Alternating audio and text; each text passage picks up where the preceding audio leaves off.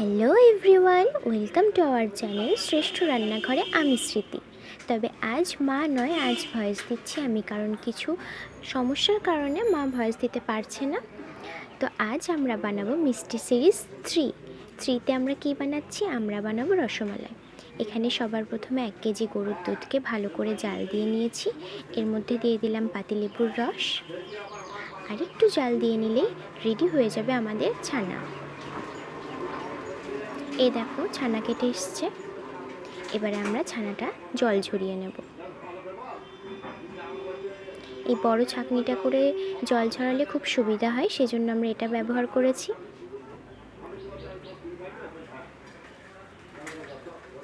এরপর ছানার জল ঝরে গেলে আমরা থালায় হাতের সাহায্যে খুব ভালো করে এটাকে ডলে ডলে একটা স্মুথ বানিয়ে নেব।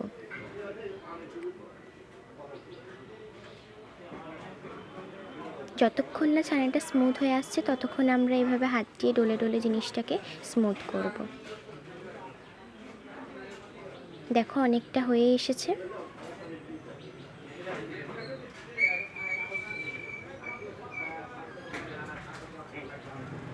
দেখো ছানাটা কিন্তু একদম রেডি হয়ে গেল। এবার হচ্ছে ছোট ছোট গুল্লি করে নেব আমরা। এই দেখো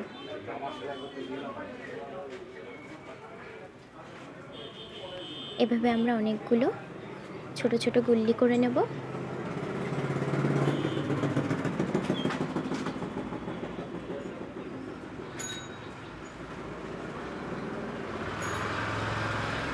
সমস্ত গুল্লি করা হয়ে গেছে।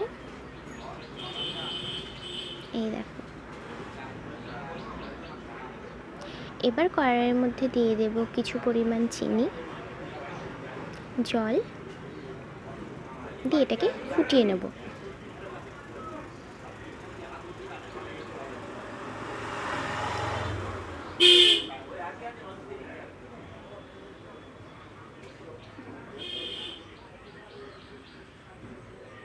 চিনি ও জল ভালোভাবে ফুটে আসলে এবার আমরা ছানার গুল্লিগুলো এর মধ্যে দিয়ে দেব।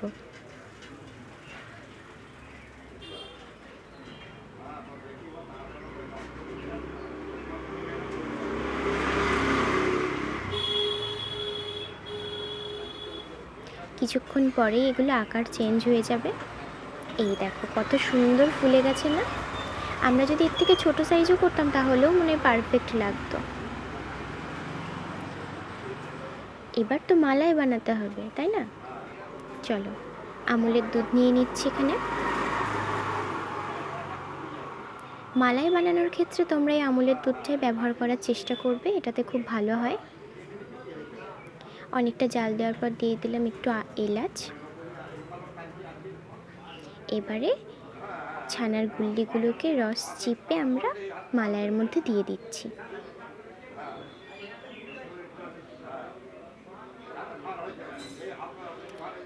দেখো সুন্দর করে জাল করে নিয়েছি।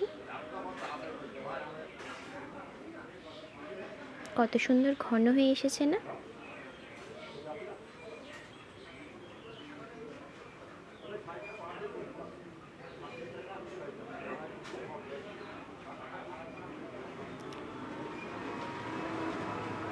এবারে কিন্তু আমরা দিয়ে দেবো কেশর।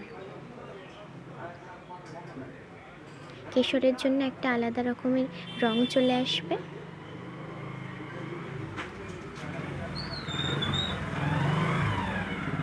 আর একটু ফুটিয়ে নিলেই রেডি হয়ে যাবে আমাদের রসমালাই। আর হ্যাঁ, আমাদের চ্যানেলে কিন্তু মিষ্টি সিরিজ 1 এবং 2 দুটোই আপলোড করা আছে, তোমরা কিন্তু সেটাও দেখে এসো। খুব সুন্দর সুন্দর রেসিপি করা আছে ওতে।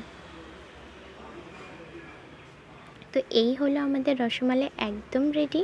কতটা সফট হয়েছে দেখো, আর জুসি।